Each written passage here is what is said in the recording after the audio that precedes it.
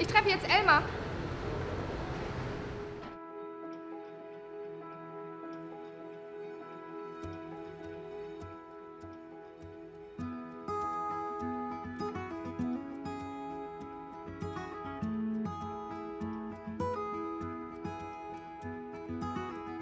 Emma und ich stehen gerade vor dem Dolby Theater, denn hier finden die Oscar-Verleihungen statt.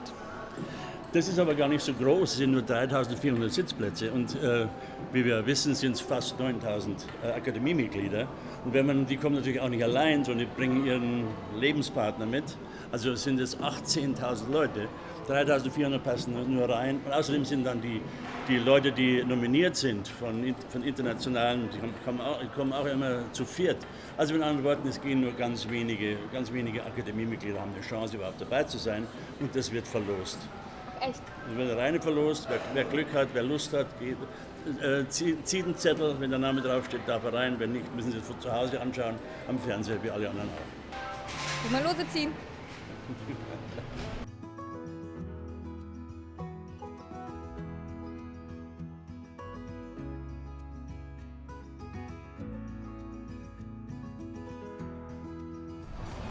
Schräg gegenüber vom Dolby Theater befindet sich das Roosevelt Hotel und dieses Gebäude wurde in den 20er Jahren gebaut und hier fanden die allerersten Academy Awards statt. Und da gehen wir jetzt rein. Hoffentlich lassen Sie uns rein. Kriegen wir schon hin.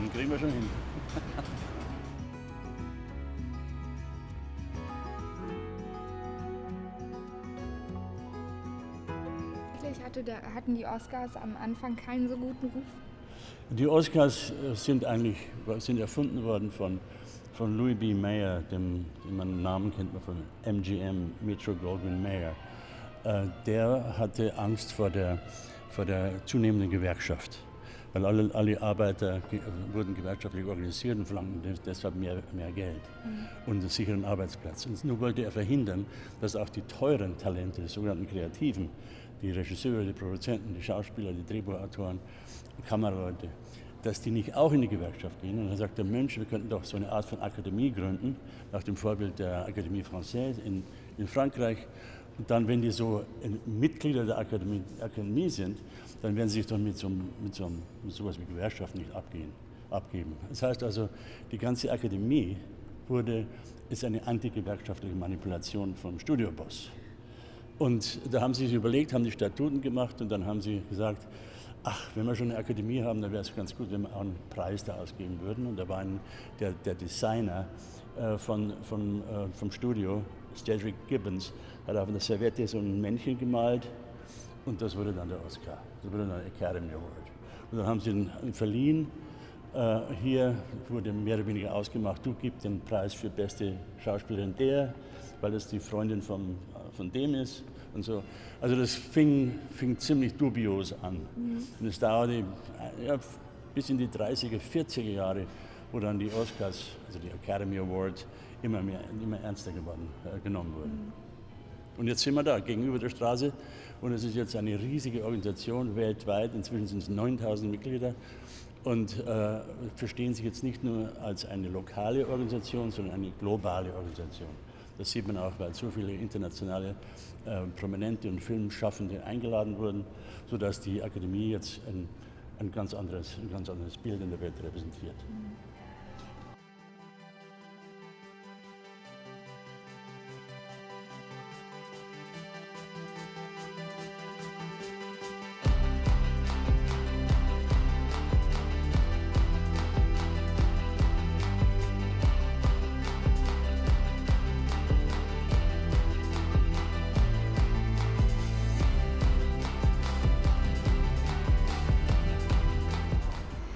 Das hier ist das Egyptian Theater, das ist das älteste Kino Hollywoods. Und wir haben uns jetzt gerade hierher geschlichen, weil wir befinden uns zwar immer noch auf dem Hollywood Boulevard, allerdings ist es hier etwas ruhiger. Wir wollen uns nämlich jetzt mal über die Nominees der diesjährigen Academy Awards unterhalten. Die diesjährigen Nominierten der Academy Awards wurden gerade bekannt gegeben und ich würde es mir nicht nehmen lassen wollen, Emma zu fragen, was ist denn deine Meinung?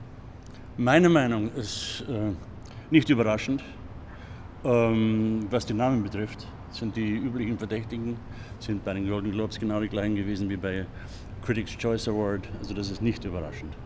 Was allerdings bemerkenswert ist, finde ich, ist, dass ein Comic-Book-Film 11 Nominierungen bekommen hat und das ist jetzt schon zum zweiten Mal ein Comic-Book-Film, letztes Jahr war es Black Panther, so eine prominente Rolle spielt. Und vielleicht interessiert dich das vom Geschichtlichen her. Bis vor wenigen Jahren gab es nur 5 in der Kategorie Bester Film, gab es immer nur 5. Aber dann gab es diesen Riesenskandal, weil der Film The Dark Knight so ein hervorragender Film war, eine wunderbare Leistung von dem damaligen Joker-Darsteller. Und dann haben sie beschlossen, wahrscheinlich sind die Ratings von den Oscars nicht besonders gut, weil immer wieder Filme gezeigt werden oder prämiert werden, die Leute gar nicht interessieren. Die interessieren sich für Comicbook-Filme, für Marvel-Filme, für Star Wars und so weiter. Und haben sie gesagt, wir erweitern diese Kategorie um weitere Filme, die noch interessant werden könnten. Und deswegen ist zum Beispiel in diesem Jahr sind 9 beste Filme-Nominierungen. Warum 9? 5 müssen es sein, 10 können es nur sein. Und es werden nur Filme nominiert, die mehr als 5% der Akademie-Voter bekommen haben. Deshalb haben sie in diesem Jahr nur 9 Filme, die 5% Hürde übersprungen. Und deshalb gibt es in diesem Jahr 9 Nominierte. Es können im nächsten Jahr 10 sein, es können auch nur 18 oder nur 7 sein. Das ist also der Grund, warum diese ungewöhnliche Zahl von 9 Filmen. Und es geht zurück auf den Comic-Book-Film, nämlich den Dark Knight. Das finde ich eigentlich ganz interessant. Total. Ich habe aber trotzdem noch eine Frage. Und zwar, gibt es eine Nominierung, bei der du denkst, wieso eigentlich? Völlig unverdient? Nein, das gibt es nicht, meiner Meinung nach. Und zwar deshalb nicht, weil in jeder Kategorie, mit Ausnahme von besten Film, die jeweiligen Experten der jeweiligen Kategorien wählen. Also wenn die Kameraleute ihren eigenen besten Kameramann wählen, dann verstehen die mehr von der Kamera als ich. Wenn die sagen, der und der ist der Beste oder das sind die 5 Besten, dann akzeptiere ich das. Bei den eigentlichen Oscars ist es eine andere Geschichte, weil da wählen ja alle für alle Kategorien.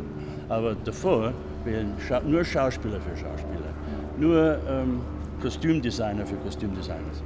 Und das gibt den Nominierungen einen hohen Grad an Glaubwürdigkeit und an Akzeptanz, weil es die Kollegen sind, die was davon verstehen, die Nominierungen geben.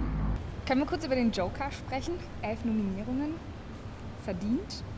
Deiner Meinung nach? Ja, sicher, aus den Gründen, die ich gerade erwähnt habe. Ja. Das sind die lieben Kollegen, die gewählt haben in den einzelnen Kategorien. Und offensichtlich sind die Gesamtakademiemitglieder, die für den besten Film auch wählen, sind offenbar auch der Meinung. Und ich war eigentlich auch der Meinung, denn für mich ist auch Joker ganz oben. Ja, also nicht überraschend von der Anerkennung her, aber überraschend, dass die Akademie sich halt die meisten Nominierungen für einen Film hergibt, der eigentlich nicht so typisch ist für die Oscars.